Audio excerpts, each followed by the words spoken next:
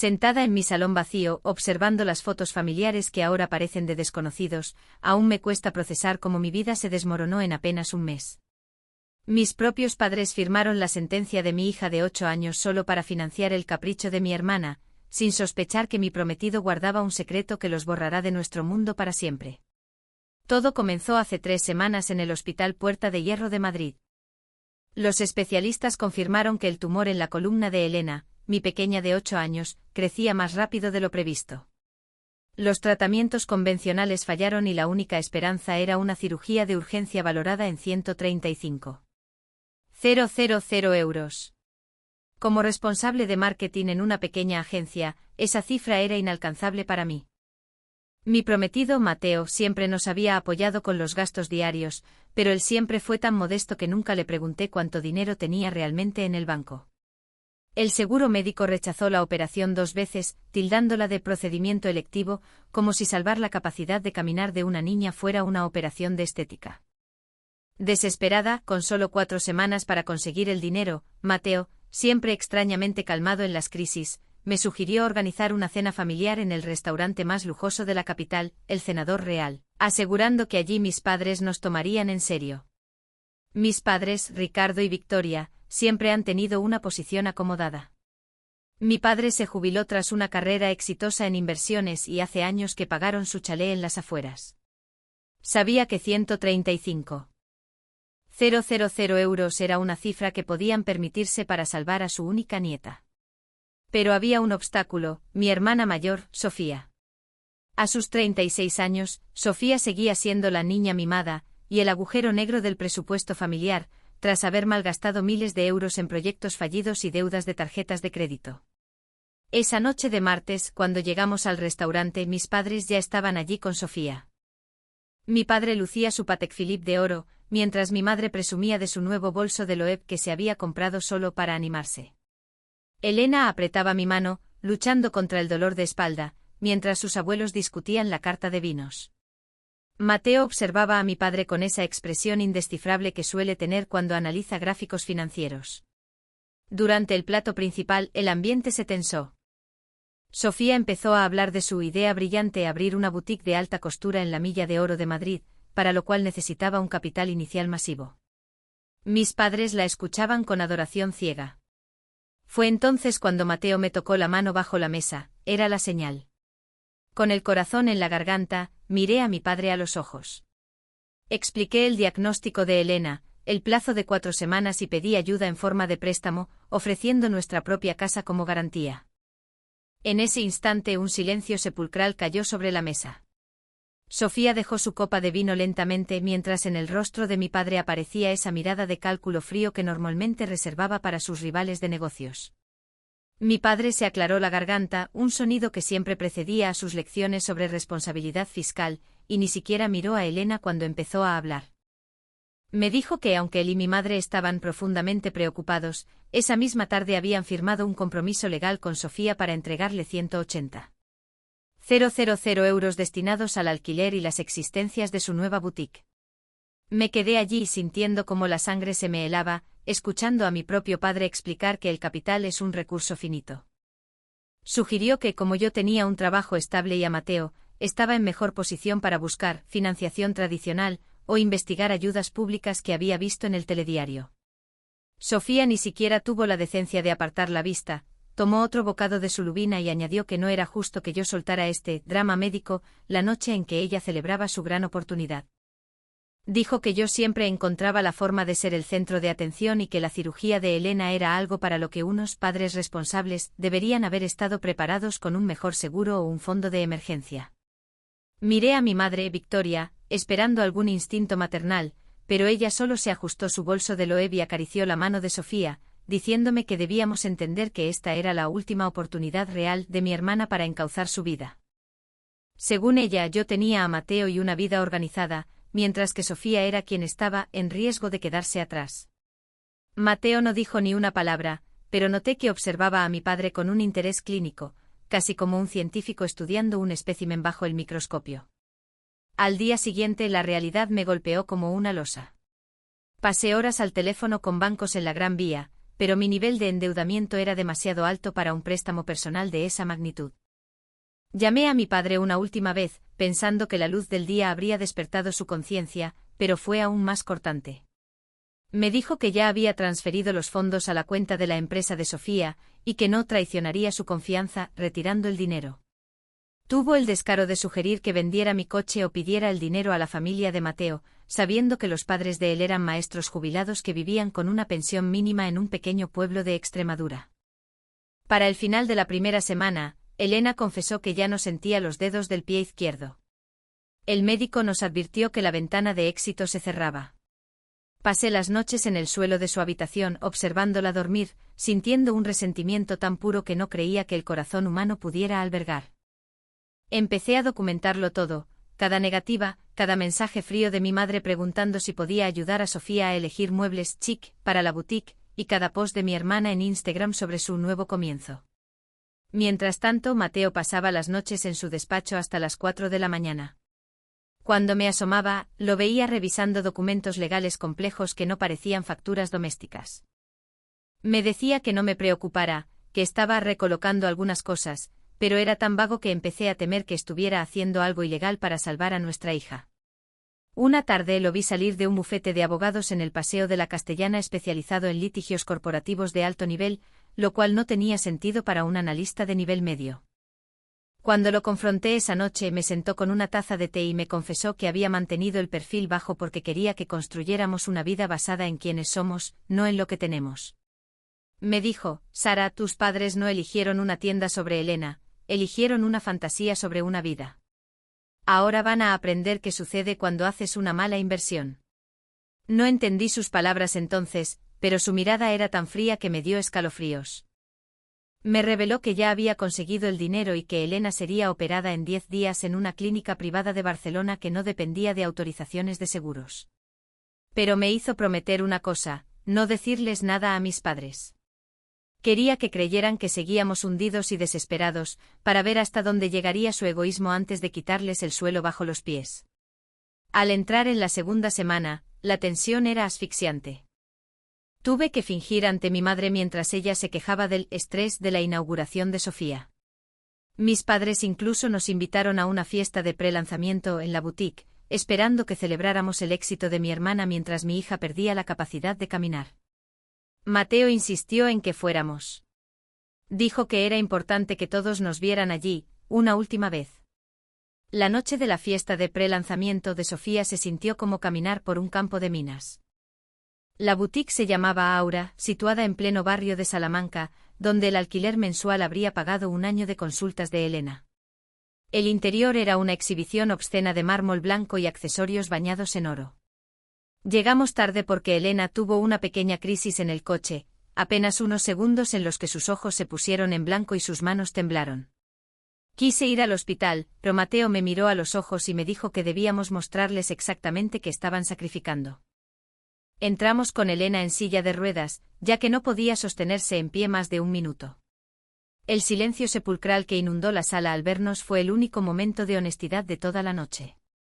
Sofía, con un vestido de 3.000 euros pagado por mi padre, ni siquiera se acercó, miró la silla con una mezcla de fastidio y asco como si hubiéramos metido basura en su templo. Mi madre, Victoria, estaba ocupada enseñando pañuelos de seda a sus amigas de la alta sociedad. Cuando por fin se acercó no fue para preguntar por la niña, sino para susurrarme al oído que la silla estaba, rayando el parqué de roble recién instalado, y pedirnos que nos moviéramos a un rincón menos visible. La tensión estalló durante el brindis. Mi padre, Ricardo, subió a un pequeño podio para hablar sobre el legado y la importancia de invertir en el futuro de la familia. Elogió la valentía de Sofía y su visión empresarial. Ni una mención a Elena. Ni una palabra sobre su otra hija enfrentándose al fin de su mundo. Miré a Mateo apoyado en una columna de mármol, mirando su teléfono con una sonrisa aterradoramente tranquila. No estaba observando la fiesta, estaba esperando un momento exacto. Cuando terminó el brindis, no pude callarme. Me acerqué a mi padre y con voz temblorosa pero firme, le pregunté si había leído mi correo sobre el presupuesto actualizado de la cirugía. El silencio fue absoluto. Sofía dio un paso al frente acusándome de sabotear su noche y de intentar chantajear emocionalmente a la familia cuando sabía que el dinero ya estaba invertido. Mi padre me miró con una frialdad que jamás olvidaré y dijo, lo suficientemente alto para que todos lo oyeran, que yo era una manipuladora emocional, y que si no podía alegrarme por mi hermana, debía irme antes de avergonzarme más. Dijo que la enfermedad de Elena era una tragedia, pero que no permitiría que la usara como un arma para succionar sus ahorros de jubilación por no haber planificado mejor mi vida. Me sentí como si me hubieran abofeteado. Entonces Sofía añadió, sinceramente Elena probablemente ni querría la operación si supiera que es a costa del sueño de toda la vida de su tía. En ese momento algo murió dentro de mí. Miré a esa mujer de 36 años y me di cuenta de que mis padres habían criado a una sociópata. Cuando me di la vuelta para irme empujando la silla de Elena, mi padre me agarró del brazo y siseó que si armaba una escena, podía olvidarme de cualquier herencia futura. Mateo se movió entonces con una elegancia letal. Retiró la mano de mi padre de mi brazo con firmeza. Sin levantar la voz, le dijo, Ricardo, ten mucho cuidado con las amenazas que haces hoy, porque antes de que acabe el mes, te darás cuenta de que la inversión que hay en esta sala es el error más caro de tu vida. En el coche de regreso, Mateo rompió su silencio. Me confesó que había estado haciendo una limpieza profunda de los registros financieros de la firma donde mi padre trabajó y de las cuentas que aún gestionaba. Mi padre había estado atajando por caminos grises durante años, nada estrictamente ilegal, pero sí lo suficientemente cuestionable éticamente como para provocar una auditoría masiva y congelar sus activos si las personas adecuadas eran informadas. Pero ese no era el gran secreto. Mateo me reveló que la clínica privada de Barcelona donde Elena sería operada no era un hospital cualquiera, era parte de un conglomerado médico fundado por su propia familia hace décadas. Mateo no era un simple analista, era el heredero de una de las firmas de capital privado más poderosas de la Unión Europea. Me confesó que había pasado la última semana comprando silenciosamente la deuda del edificio donde se encontraba la boutique de Sofía. Al terminar la segunda semana, la guerra era total, pero silenciosa. Mi padre empezó a llamarme presa del pánico, diciendo que tenía problemas con sus cuentas bancarias, y preguntando si Mateo sabía algo sobre fluctuaciones del mercado que pudieran bloquear fondos. Siguiendo las instrucciones de Mateo, fingí ignorancia, diciéndole que estaba demasiado ocupada coordinando los cuidados paliativos de Elena porque no podíamos pagar la cirugía. Una mentira que sabía a ceniza, pero necesaria para la trampa. El día que la boutique de Sofía abrió oficialmente, 2 hombres de traje se presentaron en la puerta con notificaciones judiciales. Mi madre me llamó histérica porque su mundo perfecto se estaba agrietando. Mientras tanto, yo estaba en el hospital con Elena, sintiendo una satisfacción oscura al saber que mientras mi hija recibía la atención que merecía, las personas que la habrían dejado morir estaban a punto de perder lo único que realmente amaban, su estatus. Para la tercera semana de esta pesadilla, la realidad cuidadosamente construida por mis padres no solo se estaba agrietando, estaba implosionando. Elena fue ingresada en el ala privada del Instituto Quirúrgico Miraflores, un lugar tan exclusivo que parecía más un hotel de 5 estrellas que un hospital.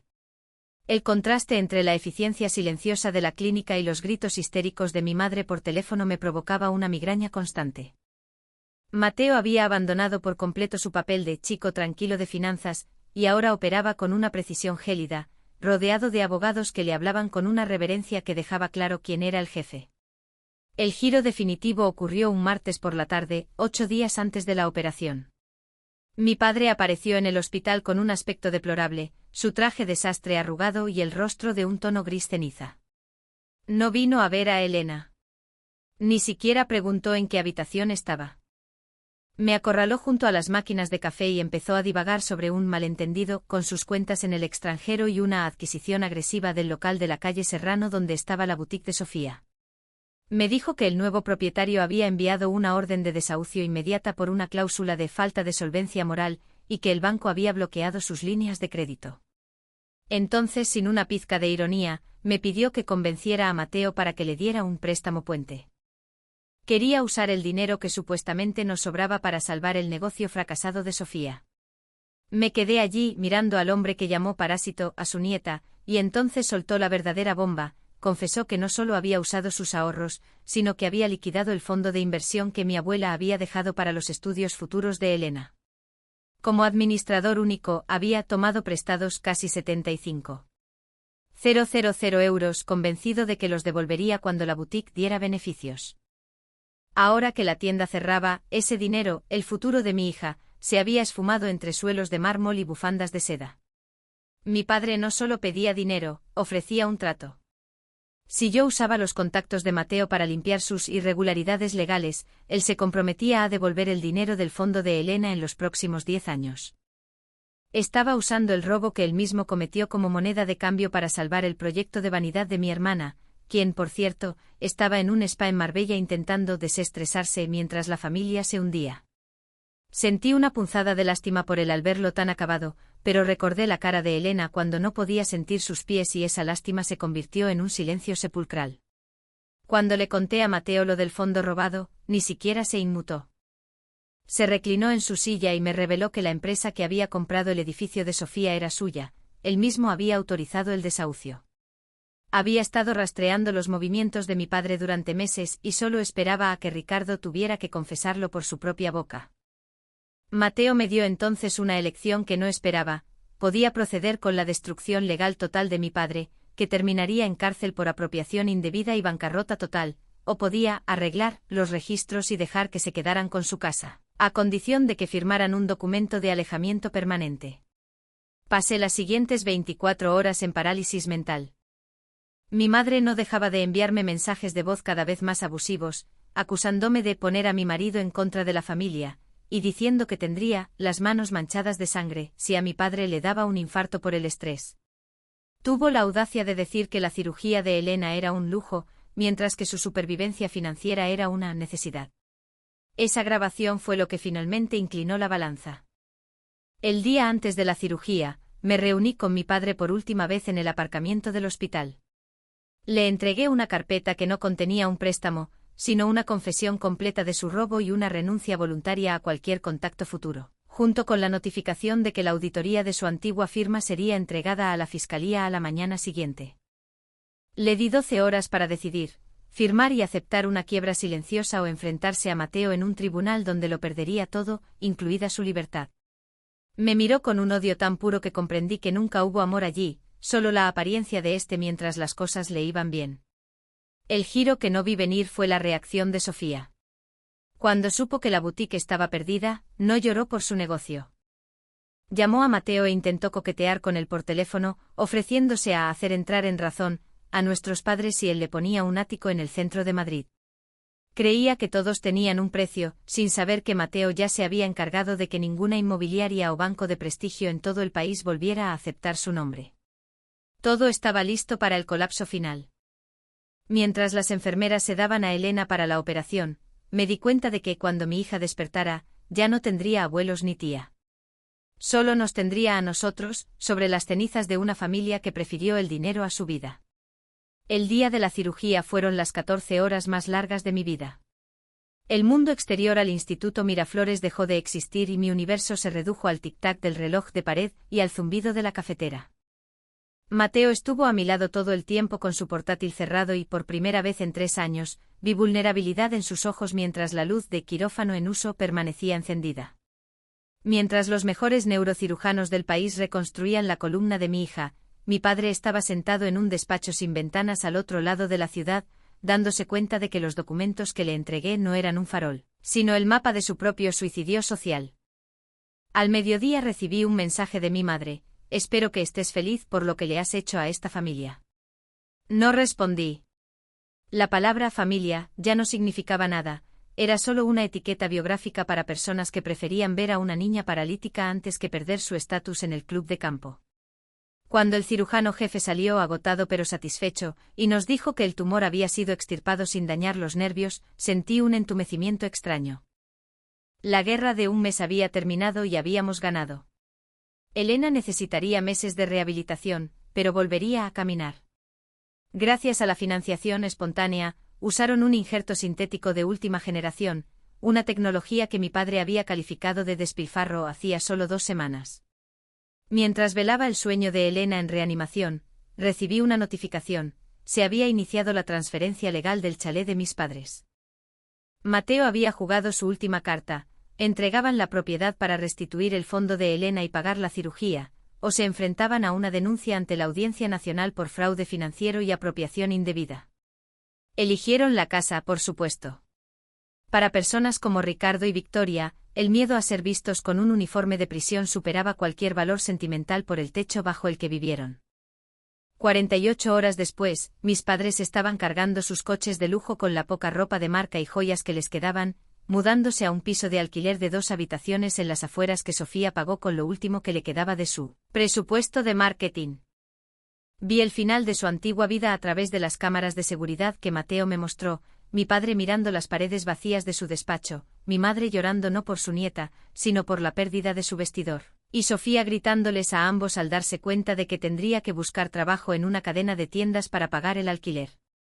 No hubo disculpas, solo una salida amarga hacia la oscuridad que siempre habían intentado evitar. Ha pasado una semana y el polvo se ha asentado sobre las ruinas de mi familia biológica. Estamos en una casa tranquila en la Costa Brava para la recuperación de Elena. El único sonido es el de las olas y las risas de mi hija mientras recupera la fuerza en sus piernas. El silencio de mis padres es lo más pacífico que he experimentado jamás. Mateo finalmente me reveló la magnitud real de la fortuna de su familia, pero no se siente como un cuento de hadas, se siente como una responsabilidad pesada. Una herramienta que usamos para extirpar un cáncer de nuestras vidas tan eficazmente como los cirujanos extirparon el tumor de Elena. Mi padre envió un último correo a través de su abogado pidiendo un préstamo para evitar que embargaran el coche de Sofía. Lo envié a la papelera sin leer el segundo párrafo. Hay personas que no tienen redención y la sangre solo es más espesa que el agua hasta que se pone a la venta. A menudo pienso en la cláusula de falta de solvencia moral, que Mateo usó para echarlos de la boutique, se aplica a toda nuestra relación con ellos. Miro a Elena, que ya planea su regreso al colegio en septiembre, y siento un duelo profundo por la mujer que yo era hace 30 días, la que creía que sus padres la amaban. Lo más real de todo esto no es el dinero ni las identidades secretas, sino que todavía siento el impulso de llamar a mi madre cuando Elena hace algo tierno, antes de recordar que la mujer al otro lado de la línea ya no existe. Avanzamos con dinero y una hija sana, pero hay un vacío en el árbol genealógico que nunca se llenará.